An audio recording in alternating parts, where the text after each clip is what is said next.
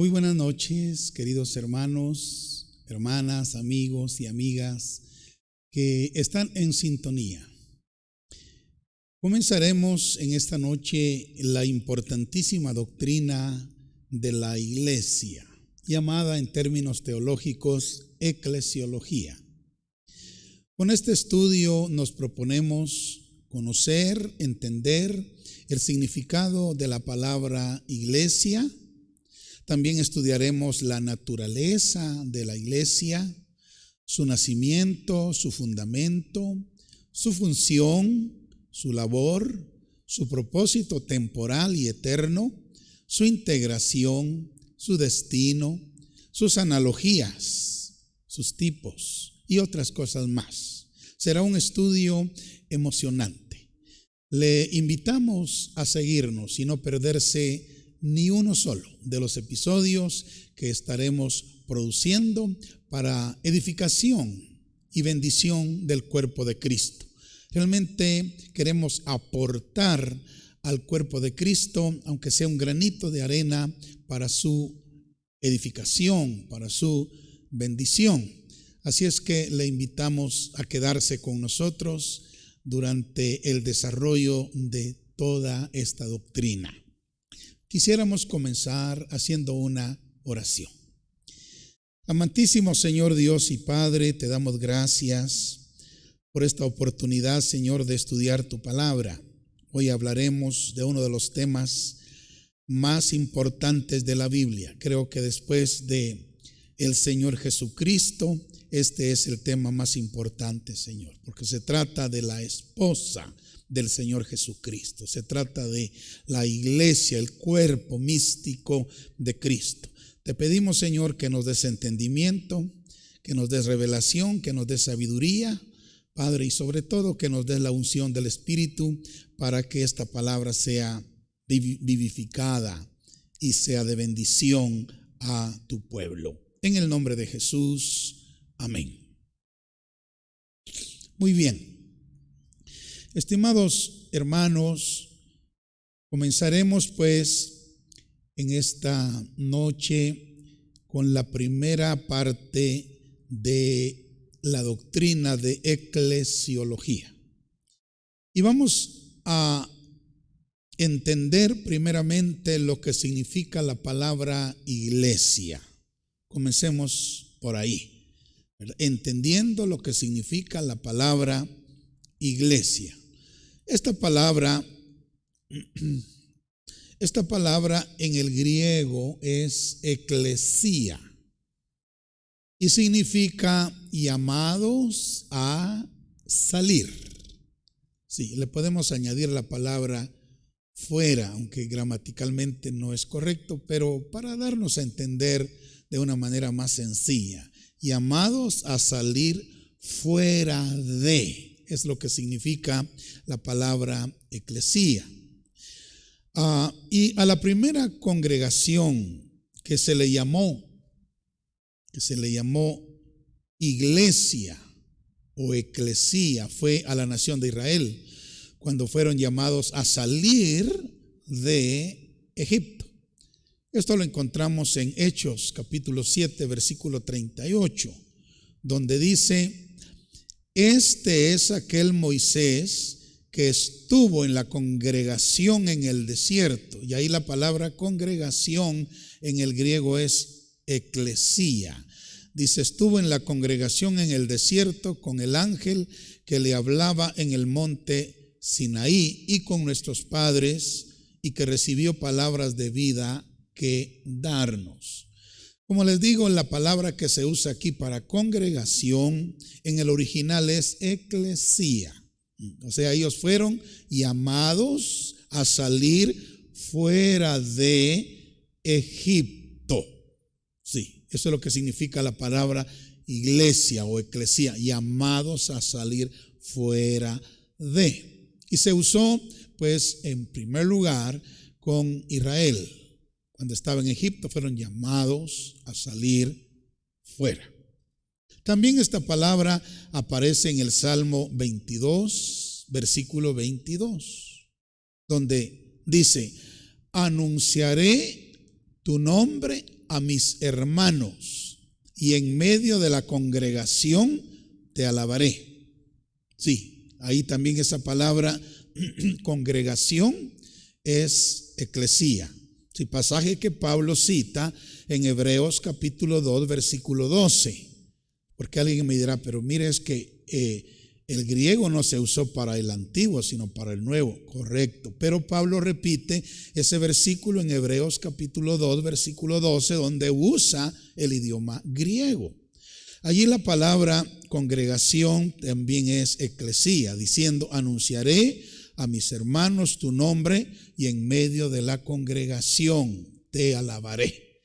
Bueno, entonces, perdón, la palabra iglesia viene del término griego eclesía, y la primera vez que se usó fue para referirse a Israel saliendo de Egipto, y también en los Salmos, como hemos visto, pasajes que son trasladados al Nuevo Testamento, y es en el Nuevo Testamento donde, usando el idioma griego, cuando se menciona congregación, se usa la palabra eclesía. Muy bien. Ahora, en este sentido, la iglesia del Nuevo Testamento es una congregación llamada a salir de, ¿verdad? En ese sentido, la iglesia del Nuevo Testamento es una congregación llamada a salir de. Así como Israel fue llamado a salir de Egipto, también la iglesia es llamada a salir de. Bendito sea Dios. Miremos de dónde es llamada la iglesia a salir.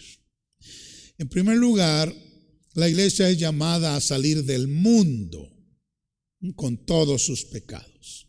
De la misma manera que Israel en el Antiguo Testamento fue llamado a salir de Egipto, que Egipto, dicho sea de paso, es una figura del mundo, la iglesia del Nuevo Testamento ha sido llamada a salir del mundo. Sí.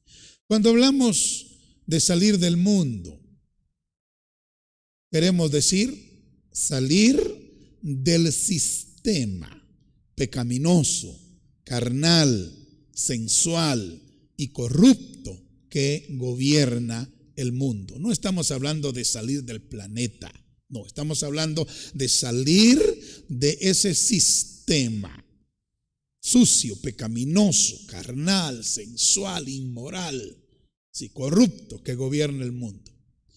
En Jueces capítulo 6, versículo 8, Dios habló a Israel de cierta manera. Miremos lo que dice. Jehová envió a los hijos de Israel un varón profeta, el cual les dijo, así ha dicho Jehová Dios de Israel, yo os hice salir de Egipto y os saqué de casa de servidumbre. Estas fueron palabras dichas para el Israel natural. Ahora, de la misma manera, hermanos, que a Israel, de la misma forma que a Israel, Dios nos ha sacado a nosotros del mundo, de tierra de servidumbre, porque éramos siervos de Satanás, esclavos del pecado. Ahora, hemos sido llamados a salir fuera de ese sistema corrupto, ese sistema sensual, pecaminoso que gobierna el mundo. Primera de Juan capítulo 2, versículo 15 al 17 lo dice claramente. Dice, no améis al mundo, fíjese, ni las cosas que están en el mundo. Si alguno ama al mundo, el amor del Padre no está en él. Porque todo lo que hay en el mundo, los deseos de la carne, los deseos de los ojos, la vanagloria de la vida, no provienen del Padre, sino del mundo. Y el mundo pasa y sus deseos, pero el que hace la voluntad de Dios permanece para siempre. ¿Se da cuenta cómo hemos sido llamados a no amar el mundo? Hemos sido llamados a salir del mundo, a dejar ese sistema pecaminoso, ese ambiente corrupto punto en el cual se mueve la humanidad. Como cristianos, el Señor nos ha llamado a salir de ahí para formar parte de su iglesia, es decir, de aquellos que han sido llamados a salir de, en este caso, del mundo. En Santiago capítulo 4, versículo 4, dice: oh almas adúlteras, ¿no sabéis que la amistad del mundo es enemistad contra Dios? Cualquiera pues que quiera ser amigo del mundo se constituye enemigo de Dios. O sea, no podemos ser amigos del mundo y al mismo tiempo ser amigos de Dios. Si nos hacemos amigos de Dios, vamos a tener al mundo como nuestro enemigo. Pero si nos hacemos amigos del mundo, vamos a convertirnos en enemigos de Dios. Por eso es que somos llamados a salir del mundo. Como eclesía, sí, como eclesía somos llamados a salir fuera de ese sistema mundano. Vea cómo Pablo lo declara. Vamos a 2 de Corintios capítulo 6, versículo 14 al 19. Allí dice: no os unáis en yugo desigual con los incrédulos, porque ¿qué compañerismo tiene la justicia con la injusticia? ¿O qué comunión la luz con las tinieblas? ¿O qué concordia tiene Cristo con Belial? ¿O qué parte el creyente con el incrédulo? ¿Y qué acuerdo hay entre el templo de Dios, que somos nosotros, y los ídolos que adoran los mundanos? Porque vosotros sois el templo del Dios viviente. Como dijo Dios: habitaré y andaré entre ellos y seré su Dios y ellos serán mi pueblo. Escuche lo que a continuación dice: por lo cual, salid de en medio de ellos y apartaos, dice el Señor, y no toquéis lo inmundo, y yo os recibiré y seré a vosotros por padre, y vosotros me seréis hijos e hijas, dice el Señor Todopoderoso. Clarísima, más claro que el día cuando el sol resplandece en su plenitud. Entonces la palabra iglesia significa llamados a salir, ¿verdad?, fuera de. En este caso hemos sido llamados a salir fuera del sistema mundano, ¿verdad?, que gobierna a la humanidad. Bueno, en segundo lugar, hemos sido llamados a salir fuera del sistema religioso babilónico con toda su idolatría, mandamientos y tradiciones de hombres. Sí, porque hay mucha gente que no es mundana, entre comillas, ¿verdad?, pero es religiosa, pagana, idólatra. Sí. Y ellos dicen: bueno, yo no estoy practicando pecados groseros, inmorales y todo, pero yo adoro a San fulano, a San sutano, a Santa fulana, a Santa sutana. Entonces están adorando ídolos, están metidos en el sistema religioso babilónico.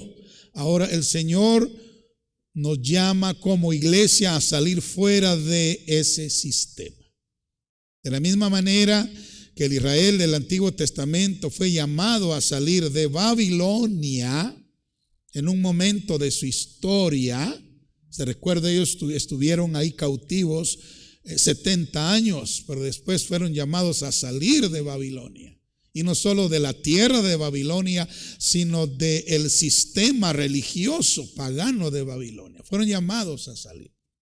Así la iglesia del Nuevo Testamento ha sido llamada a salir fuera del sistema religioso babilónico que gobierna a la humanidad. Quiero decirle una cosa muy importante que nos narra la historia. Este sistema idólatra, hechicero, pagano, que gobierna el mundo hoy, nació en Babilonia. Cuando Babilonia fue destruida, el sumo sacerdote de ese sistema se trasladó a la ciudad de Pérgamo. Y en Pérgamo se asentó entonces el mismo espíritu de Babilonia, el mismo sistema religioso de Babilonia se estableció en Pérgamo, la ciudad de Pérgamo.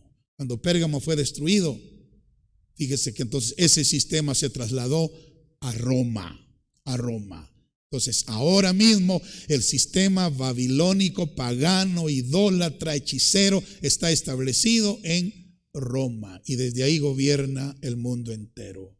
Ahora, en Jeremías capítulo 51, versículo 44 y 45 dice: y juzgaré a Abel en Babilonia y sacaré de su boca lo que se ha tragado y no vendrán más naciones a él y el muro de Babilonia caerá.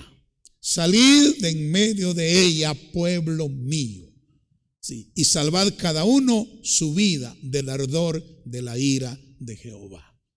Cuando el pueblo estaba en Babilonia, Dios mandó que salieran de Babilonia. Cuando el pueblo estaba siendo afectado por el sistema babilónico en Pérgamo, el Señor le dio un mensaje a la iglesia de Pérgamo que encontramos en el mismo libro de Apocalipsis en el capítulo 3. Y ahora ese sistema se ha trasladado a Roma de la misma manera. El mensaje es el mismo de Dios para su pueblo. Salid de en medio de ella, pueblo mío, y salvad cada uno su vida del ardor de la ira de Dios. Hay que salir del sistema religioso,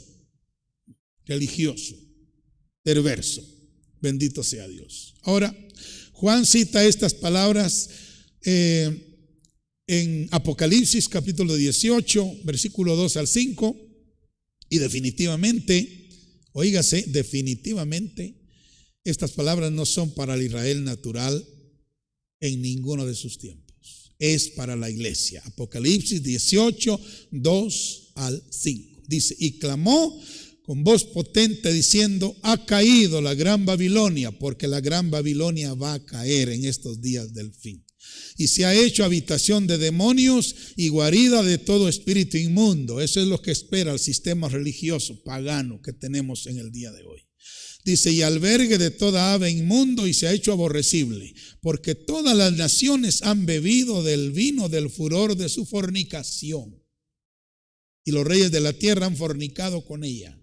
Y los mercaderes de la tierra se han enriquecido de la potencia de sus deleites. Y oiga lo que dice Juan: y oí otra voz del cielo que decía: salid de ella, pueblo mío.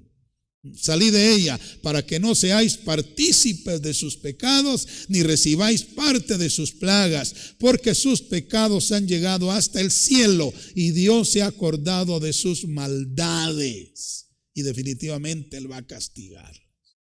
Entonces, como eclesía, nosotros somos llamados a salir del sistema religioso babilónico que gobierna a la humanidad. Ese sistema, como les repito y quiero que ustedes lo entiendan, está asentado en Roma y en la iglesia que desde ahí es gobernada. Amén. Pero lamentablemente tenemos que decir que algunas iglesias evangélicas, bajo la sombra o la sombría o bajo la idea de tener una sola iglesia, se han unido al movimiento ecuménico. Y en lugar de unirnos a ese movimiento, el Señor dice: salid en medio de ellos. Porque somos parte de la iglesia del Señor Jesucristo, una congregación llamada a salir fuera del mundo y también fuera de el sistema religioso pagano. Así es de que, estimados hermanos, comprendamos esto. Somos la iglesia del Señor, la eclesía del Señor, la gente llamada a salir fuera del mundo con todo su sistema inmoral, pero también fuera de el sistema religioso babilónico que gobierna a todas las naciones del mundo, porque ese sistema se ha metido en casi todas las naciones. Amén. Qué tremendo. Pero también creo yo que puedo decir algo en este punto, tal vez para prevenir a la iglesia y de pronto para ayudar a alguna persona. Sabe que en estos días se ha levantado y con mucho poder y con mucho auge y con mucha fuerza el Islam, sí, la religión islámica, y esa también como un pulpo diabólico está extendiendo todos sus tentáculos y está llegando a todas las naciones del mundo. Hermanos en la fe, cuidado con el Islam. Es una religión diabólica, pagana, horrible, ¿sí? Que cuando atrapa no suelta. Entonces, cuidado con caer ahí. Todo lo contrario, salgamos y alejémonos del mundo y alejémonos del sistema religioso babilónico y también del sistema religioso islámico. Sí, alejémonos de eso. A ver, bueno, en segundo lugar, vamos a ver el nacimiento de la iglesia. El nacimiento de la iglesia. Consideramos que aunque la iglesia es anunciada o profetizada desde el Antiguo Testamento, su nacimiento se llevó a cabo en el día de Pentecostés. De la misma manera que David preparó el material para que Salomón construyera el templo, nuestro Señor Jesucristo preparó el material para que el Espíritu Santo iniciara la iglesia en el día de Pentecostés. ¿Se recuerda? En el aposento alto. Leamos lo que dice Hechos capítulo 2, versículo 1 al 4.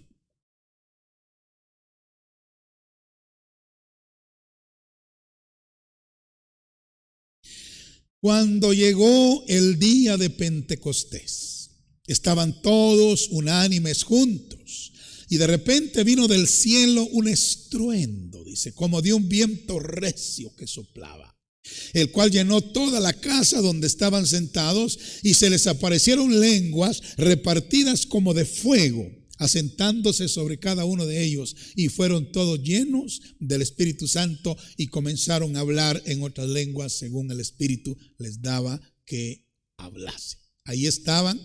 Primero usted recordará, si es un lector de la Biblia, usted recordará que llegaron 500 hermanos ahí al aposento alto para esperar la venida del Espíritu Santo. Pero como no vino al primer día, ni al quinto día, ni al octavo día, muchos se fueron. Y solamente quedaron 120. Pues con esos 120 el Señor inició la iglesia, derramando sobre ellos el Espíritu Santo de una manera extraordinaria. Bendito sea Dios. Y es allí, hermanos, donde nació realmente la iglesia. Repito, aunque había sido profetizada, ¿verdad? Literalmente con palabras por los profetas o simbólicamente con figuras antiguo testamentarias, ¿verdad? O con tipos también del Antiguo Testamento. Literalmente la iglesia nació en día de Pentecostés ahí en Jerusalén en el aposento alto, más o menos por ahí por el año vamos a ver, 30 de la era cristiana, sí. Bueno, ahora, la mayoría de los estudiantes de la Biblia creen, no solo es mi punto de vista, estoy respaldado, por así decirlo, por una gran cantidad de estudiosos, de teólogos, de eruditos, que también ven eso en la Sagrada Escritura. Creemos que la iglesia se fundó en el día de Pentecostés y en Hechos capítulo 2. Por ejemplo, les voy a citar algunos teólogos.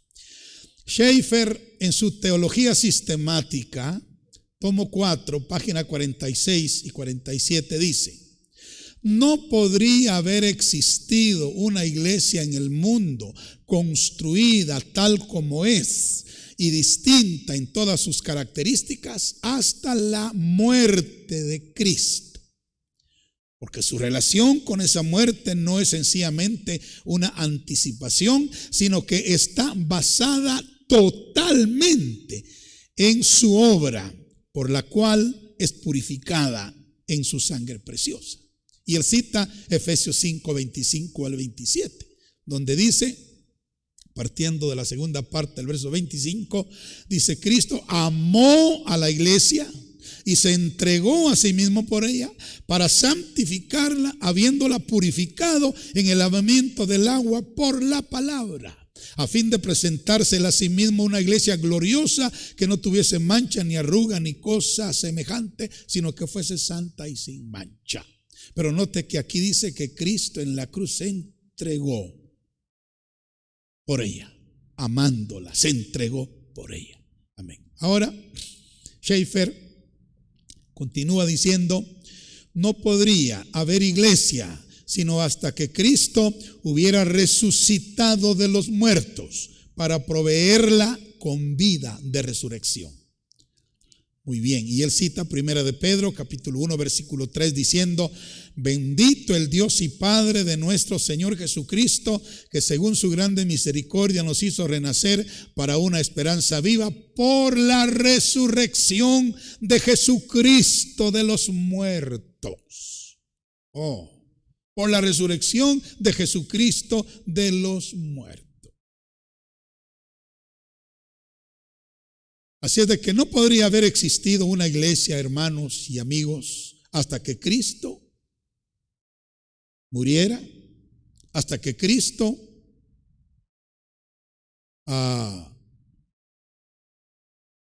permítame aquí, hasta que Cristo hubiera resucitado. Sí, eso se me estaba quedando. Hasta que Cristo hubiera resucitado.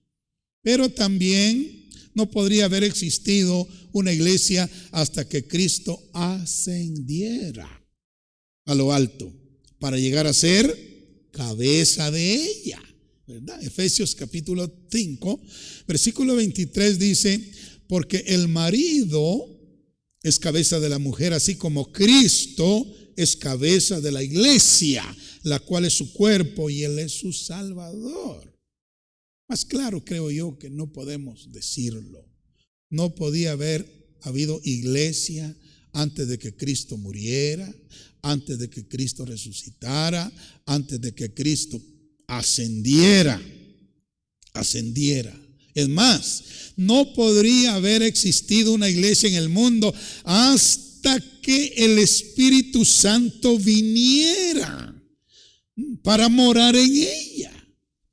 Y eso es lo que sucedió en día de Pentecostés. El Espíritu Santo vino para morar en la iglesia, para convertirla en el templo de Dios, en el templo del Espíritu Santo. En Hechos 1:8, Cristo dijo: pero recibiréis poder cuando haya venido sobre vosotros el Espíritu Santo, y me seréis testigos en Jerusalén, en toda Judea, en Samaria y hasta lo último de la tierra.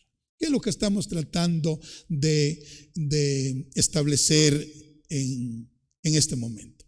Que la iglesia nació en día de Pentecostés. Sí, aunque fue profetizada desde mucho tiempo antes, pero realmente vino a ser dada a luz, vino a existir en el día de Pentecostés. Ahora, Charles Ryrie, en un panorama de la doctrina bíblica, en la página 157, él dice lo siguiente: el Señor habló de la iglesia, dice, como algo futuro, el Señor Jesucristo, en Mateo 16:18, diciendo: y yo también te digo que tú eres Pedro, y sobre esta roca edificaré mi iglesia, y las puertas del Hades no prevalecerán contra ella. O sea, el Señor Jesús habló de la iglesia en tiempo futuro: edificaré. Y no vayamos a confundirnos, que aquí no está hablando de que la iba a edificar sobre Pedro. Cuidado con eso. Y le voy a explicar este versículo.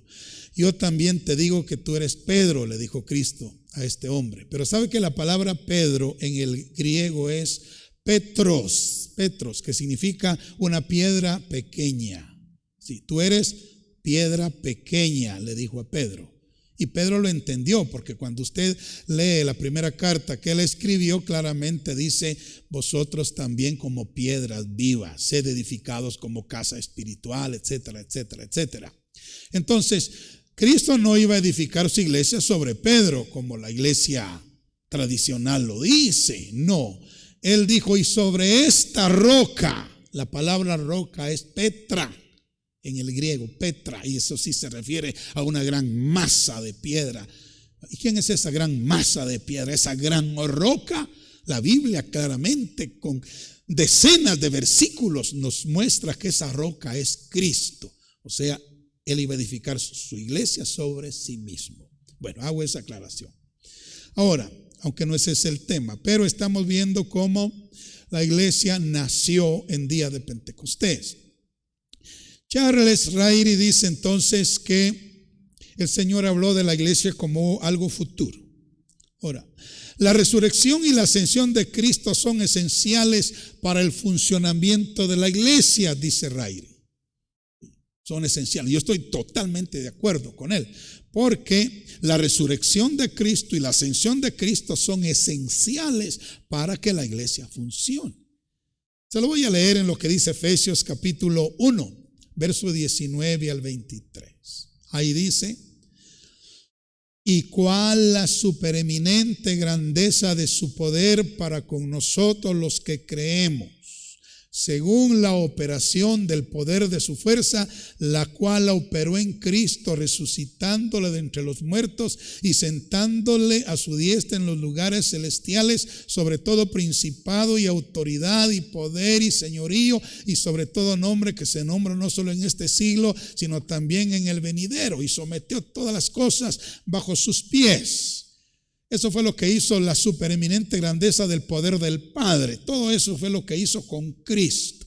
Sí, todo eso. Pero luego oiga lo que dice: y lo dio por cabeza sobre todas las cosas a la iglesia, la cual es su cuerpo, la plenitud de aquel que todo lo llena en todo.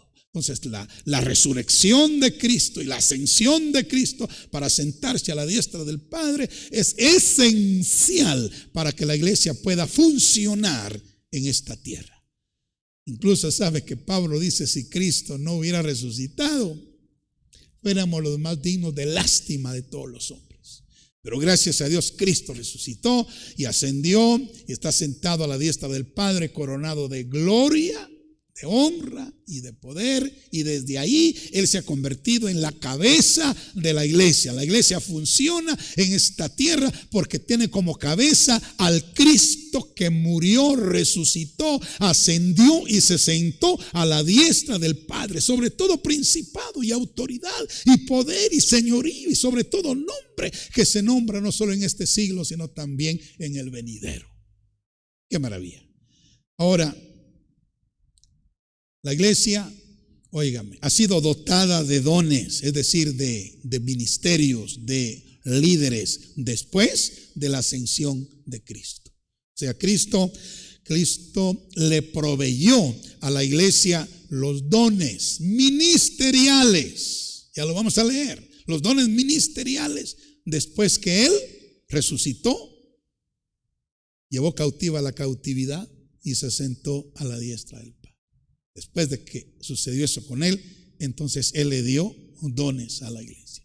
Miremos lo que dice Efesios capítulo 4, versículos 7 al 12. Dice: pero a cada uno de nosotros fue dada la gracia conforme a la medida del don de Cristo. Por lo cual dice, subiendo a lo alto, llevó cautiva la cautividad, esa es su resurrección y ascensión, y luego dice: y dio dones a los hombres. Y eso de que subió, ¿qué es? Sino que también había descendido primero a las partes más bajas de la tierra. Pero el que descendió es el mismo que también subió por encima de todos los cielos para llenarlo todo. Y luego, oiga, dice: y él mismo constituyó, aquí están los dones ministeriales, constituyó a unos apóstoles, a otros profetas, a otros evangelistas, a otros pastores y maestros, a fin de perfeccionar a los santos para la obra del ministerio, para la edificación del cuerpo de Cristo. ¿Quién es el cuerpo de Cristo? La iglesia. Entonces note que tuvo que haber Cristo muerto, resucitado, ascendido, sentarse a la diestra del Padre para luego que la iglesia naciera. Bendito sea el nombre de Dios. Sin embargo, la evidencia principal que apoya el establecimiento de la iglesia en el día de Pentecostés tiene que ver con el bautismo del Espíritu Santo y con la obra que Él hizo en ella. Miremos Hechos capítulo 1 versículo 5. Dice,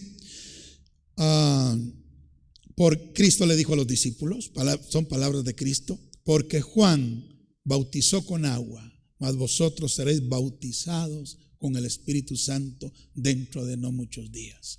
No, a la iglesia Cristo le dijo estas palabras. Sí, ustedes han sido bautizados en agua, pero necesitan recibir el bautismo con el Espíritu Santo, y eso vendrá a ustedes dentro de no muchos días. Y por cierto que los envió a Jerusalén y les dijo, vayan y esperen la promesa del Padre, porque el Padre me ha prometido que va a derramar el Espíritu Santo sobre mis hijos, sobre mi descendencia, sobre mi generación, y ustedes son mis hijos, ustedes son mi descendencia, ustedes son mi generación, ustedes son mi cuerpo. Sí, váyanse a Jerusalén y ahí serán investidos con poder desde lo alto. Hechos 1:8, que ya lo leímos, pero eso fue lo que sucedió. Recibiréis poder cuando haya venido sobre vosotros el Espíritu Santo. Y oiga, me seréis testigos, le dijo Cristo, en Jerusalén, es decir, ahí en la localidad, luego en Judea, a la vecindad, en Samaria, a la otra vecindad, y luego dijo, hasta lo último de la tierra. Pero note que fue a partir de el día de Pentecostés, a partir de Hechos 2, sí, de ahí para allá. La iglesia entonces ya estaba militando, aleluya, y por cierto ya estaba triunfando, amén, triunfando. Vienen a mi mente las palabras que le dijo el Papa y su consorcio a Martín Lutero cuando él se rebeló contra el sistema babilónico religioso pagano. Le dijo, yo te excomulgo de la iglesia militante y de la triunfante, le dijo. Entonces Martín Lutero le respondió, de la militante tal vez, pero de la triunfante jamás, le dijo. Alabado sea el nombre de Dios. Bueno, sigamos aquí con Hechos capítulo 11, versículo 15 al 16. Dice, y cuando comencé a hablar, dice el apóstol Pedro, cayó el Espíritu Santo sobre ellos también, como sobre nosotros al principio. Entonces me acordé de lo dicho por el Señor cuando dijo, Juan ciertamente bautizó con agua, mas vosotros seréis bautizados con el Espíritu Santo. ¿Sabe? Estas palabras fueron palabras de Pedro y está hablando de un suceso que ocurrió en la casa de Cornelio con gente gentil. Sí. Ya el Espíritu Santo se había derramado sobre los judíos en el aposento alto en Jerusalén. Pero ahora Pedro está en Cesarea de Filipo. Sí, ahí está Pedro. Amén. Ahora, ahí está Cornelio y se reúne gente. Pedro les predica a gente gentil, a gente que no era israelita. Y cuando Pedro les predica, cae el Espíritu Santo y bautiza a la gente con la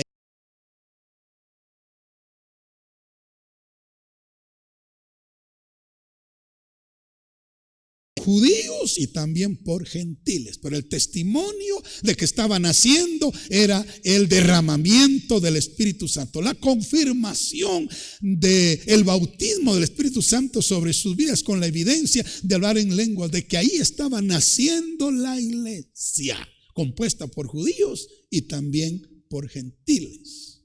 Aleluya. Primero de Corintios capítulo 12 versículo 13.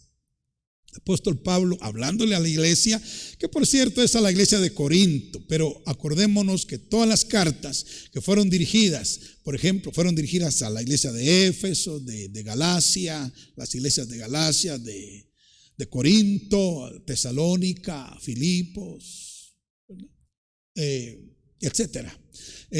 Fueron dirigidas a esas iglesias locales, pero eso es para la iglesia de todos los tiempos y de todos los lugares. Es la palabra de Dios para la iglesia en general.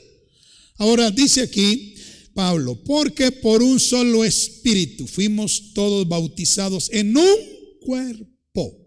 Un cuerpo. ¿Quién es ese cuerpo? ¿O cuál es ese cuerpo? La iglesia.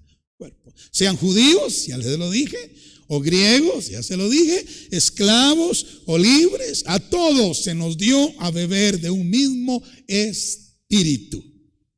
Entonces esta es su palabra de Pablo refiriéndose no solo a la iglesia de Corinto, sino a la iglesia universal, que a todos los miembros de la iglesia se nos ha dado a beber de un mismo espíritu. O sea, la venida del Espíritu Santo a la iglesia confirma el nacimiento de la iglesia en el principio. Alabado sea Dios. Bueno, entonces ya hemos visto dos cosas muy importantes acerca de esta doctrina. Primero, entendimos lo que significa la palabra iglesia, que viene del término eclesía, pero un pueblo llamado a salir fuera para nosotros fuera del mundo y del sistema religioso y de cualquier otro sistema que aparezca en el mundo. ¿Verdad? También hemos visto que la iglesia nació en día de Pentecostés, más o menos ahí por el año 30 de la era cristiana. Sí, de la era cristiana. Acuérdese usted que este calendario tiene 4 años que están perdidos, ¿verdad? Gregorio, ese monje que elaboró este calendario, él no tomó en cuenta 4 años. Entonces realmente en relación con nuestro calendario, Cristo nació en el año 4 antes de. Sí, por eso decimos que la iglesia nació en el año 30. Ya Cristo había muerto con 33 años y medio y adelantito, como unos 40 días, 43 días después, la iglesia nació. Pero entonces eso encaja perfectamente con esos 4 años que están perdidos en el calendario gregoriano. Bueno, usted puede eso confirmarlo, constatarlo en internet, está ahí sencillamente y todo el mundo lo sabe.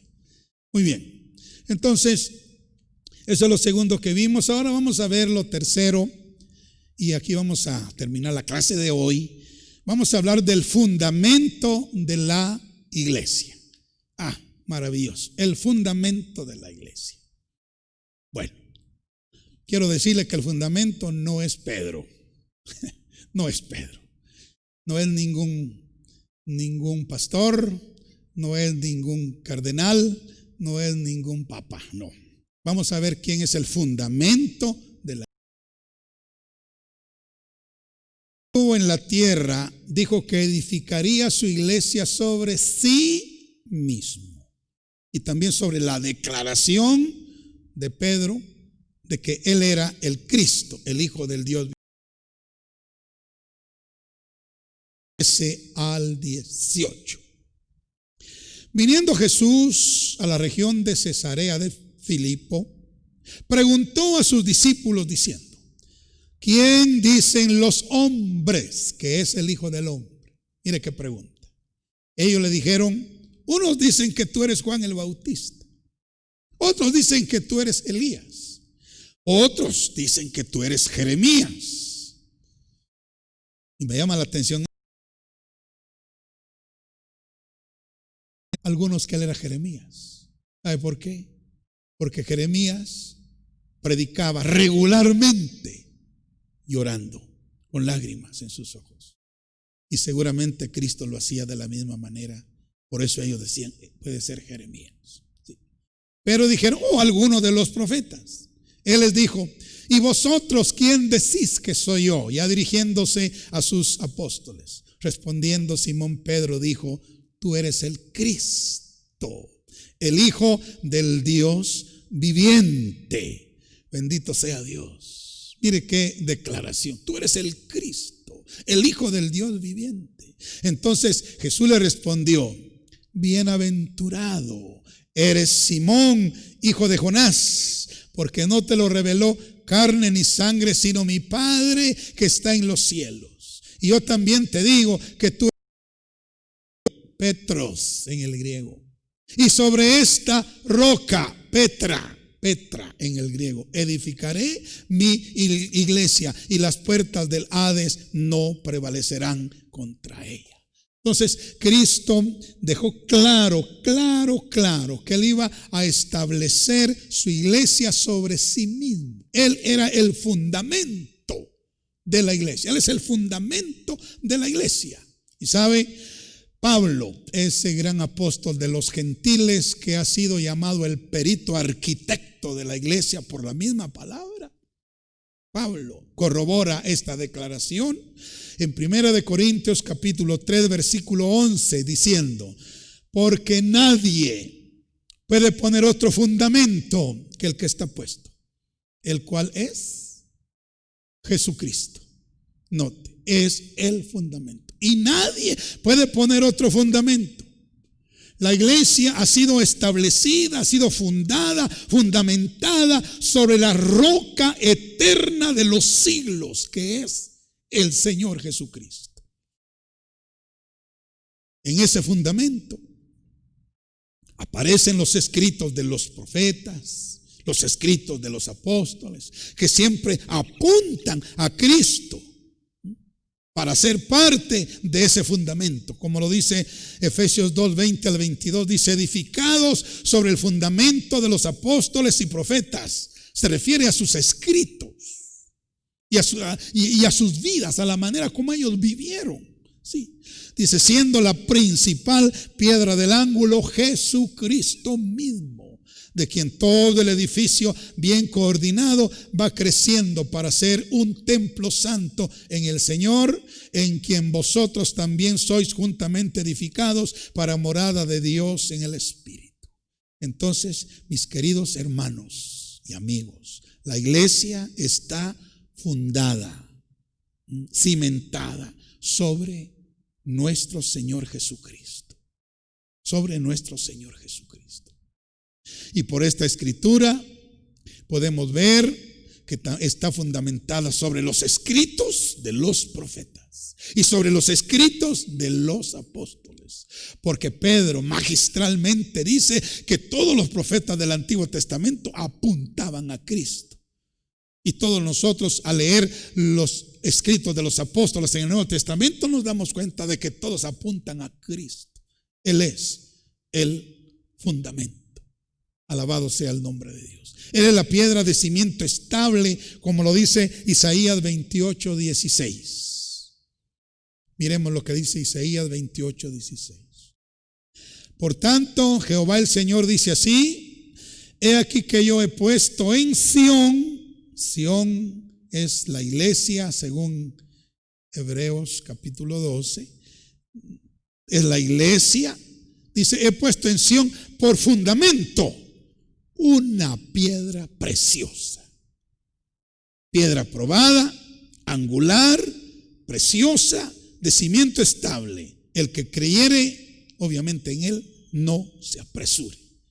Esta cita del Antiguo Testamento, Pedro la toma y la pone en el Nuevo Testamento. Primera de Pedro capítulo 2, versículo 6. Dice: por lo cual contiene también la escritura: he aquí pongo en Sión la principal piedra del ángulo, escogida, preciosa, y el que creyere en él no será avergonzado. Cristo es la piedra de cimiento estable, hermanos y amigos, la principal piedra del ángulo, ¿verdad? La cual en un edificio es de quien se toman todas las medidas, y todos los que en él creyeren, dice aquí Pedro, no serán avergonzados. También lo dice Isaías. La iglesia no será avergonzada nunca, no caerá jamás, jamás, porque está fundada sobre la roca eterna de los siglos. Está fundada sobre Cristo Jesús. Qué triste fuera que estuviera fundada sobre un hombre. Por muy santo que este hombre fuera, es un hombre falible, pero no. Cristo Jesús, o sea, la iglesia está fundada sobre una persona que sí es hombre, pero al mismo tiempo es Dios. Es Dios en la carne. Sí, Jesucristo hombre. Es el verbo que tabernaculó en la carne y habitó entre nosotros. Sí. Ahora, Él es la roca. Deuteronomio 32:4 dice: Él es la roca cuya obra es perfecta, porque todos sus caminos son rectitud. Dios de verdad y sin ninguna iniquidad en él, es justo y recto. Y es increíble, pero mire, todas estas cosas se le aplican al Señor Jesucristo. Él es la roca, Él es el que perfeccionará la obra, sus caminos son rectos, Él es Dios de verdad, no hay ninguna iniquidad en Él, Él es justo, Él es recto. Él es la roca sobre la cual la iglesia está fundamentada. Muy bien, mis queridos hermanos, amigos, hemos estudiado hoy la primera clase de la doctrina de eclesiología, o sea, la doctrina de la iglesia. Hemos estudiado la definición de lo que es iglesia, espero que nunca se les olvide. Hemos estudiado el nacimiento de la iglesia, cuando nació, espero que nunca se les olvide. Y hemos estudiado el fundamento de la iglesia, que es el Señor Jesucristo, espero que nunca se les olvide. Sí. Hemos visto que la palabra iglesia viene del griego eclesia, que significa llamados a salir fuera de. Hemos visto que la iglesia realmente nació en el día de Pentecostés, aunque fue profetizada en el Antiguo Testamento, nació en el día de Pentecostés más o menos por el año 30 de la era cristiana. Y hemos constatado en las Sagradas Escrituras que el fundamento de la iglesia es nuestro Señor Jesucristo. O sea, el que está en Cristo está en la iglesia, pero el que no está en Cristo no puede estar en la iglesia. O sea, si usted quiere ser parte, amigo, de la iglesia, de la iglesia que es la verdadera iglesia, tiene que recibir a Cristo. No puede usted estar en la iglesia verdadera si usted no tiene a Cristo en su corazón, porque Él es el fundamento de esa iglesia. Y Él recibió a Cristo como su Señor y Salvador. Si no lo ha hecho, se lo digo con todo amor, pero se lo digo con sinceridad. Si usted no ha aceptado a Cristo, no importa que sea miembro de esta iglesia o de este otro movimiento, de esta religión, de esta otra religión, no importa. Usted no es miembro de la iglesia verdadera, porque la iglesia verdadera tiene como fundamento a nuestro Señor Jesucristo, juntamente con los escritos de los profetas y de los apóstoles, que todos estos apuntan a la persona central que es el Señor Jesucristo. Por eso yo le invito a que, si no lo ha aceptado, acéptelo como su Señor y Salvador y venga a ser parte de la eclesia del Señor, de la iglesia del Señor Jesucristo. Que Dios le bendiga y permítame terminar con palabras de oración. Señor, gracias te damos por tu palabra y gracias te damos por la doctrina de la iglesia. Estamos entendiendo y muy claramente, Señor, que la iglesia está conformada de todos aquellos que han sido llamados a salir fuera del mundo y todo su sistema corrupto y fuera de el sistema babilónico, pagano, y fuera de cualquier otra religión, llámese como se llame, Señor, todos aquellos que han sido llamados a salir fuera de estos movimientos, podemos considerarlos parte de la iglesia. Ahora, Señor, también hemos estudiado hoy, bendito Padre Celestial, cómo la iglesia nació en día de Pentecostés. Sí. Allí, Señor, con los primeros 120, con las palabras de Jesús,